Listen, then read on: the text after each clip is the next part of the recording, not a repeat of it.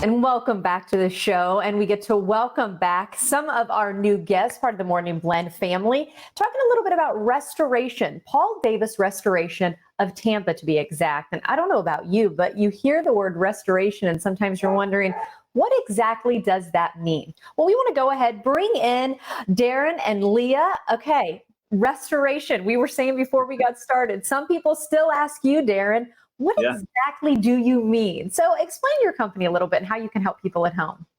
Well, restoration for us is we deal with tragedy and mainly insurance restoration claims. So we're a turnkey restoration company.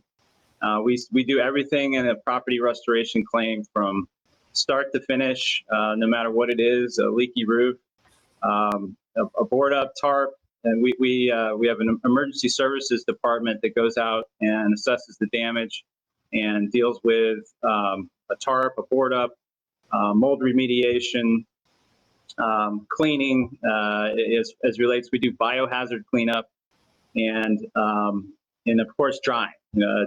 House flooding. That we get out there and dry out the property, and then we actually will take it to the next step, which is if it's a house flooded or a fire, we have contents to deal with. So we got to go in and pack out the property owner's contents. Typically, we'd bring it back to our 25,000 square foot facility. We have a state-of-the-art cleaning center. Clean it, box it, and then store it in our AC storage. While that's going on, we start working on the restoration piece, which is putting the property back together to pre-loss condition. We have estimators that will go out and assess the damage and write an estimate, work with the insurance carriers to get an agreed to price. And once that's complete, we hand it over to our project management division. They get it done, work with the customers to make sure everything's covered, and if they want to make any changes at that point, we do remodeling on almost every job, so upgrades, etc. And then we get the job done, bring back their stuff on a pack-in, and hand them the keys. So that's what restoration means to us. And Leah, I want to get you involved here because I think so many times people right now are thinking about restoration and the situations you talked about, some of the worst days of people's lives, and you're trying to be able to have them hold on to what is special to them when it comes to their home. Then add in COVID and everyone's kind of having to change. Leah, talk about what the company is doing to make sure people still feel safe during this time if they need restoration help. Absolutely, Natalie. Thank you so much.